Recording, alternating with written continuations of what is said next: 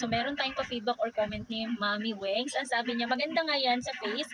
Mga Mima, dapat talaga sa gabi lang yan maglagay niyan. So, ito yung sinasabi niya mga B, ito yung retinol cream natin for pecas, melasma, wrinkles, and fine lines. This is anti-aging. Meron siyang retinol placenta and then meron siyang dragon blood.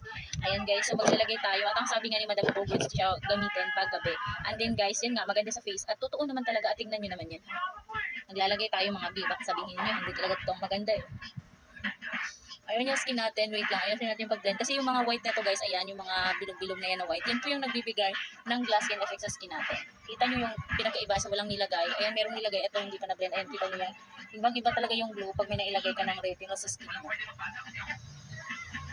Ayan. Hindi siya malagkit sa skin. Hindi din siya mahapdi. Walang pagbabakbak to mga ni. Walang pagbabakbak, walang pagmumula sa skin. Ayan, kita nyo yan. Super ganda niya sa skin, guys. Retinol cream natin. Napadami nga yung paglagay natin sa forehead.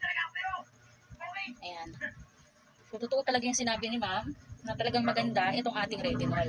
Kasi kita mo naman yan. Ayan, kita nyo. Ang ganda ng skin natin, diba? Pagkatapos maglagay ng retinol cream, talagang meron siyang pag-glowing effect. Ay, wait lang. Meron tayong pang hindi na-blend na white dito.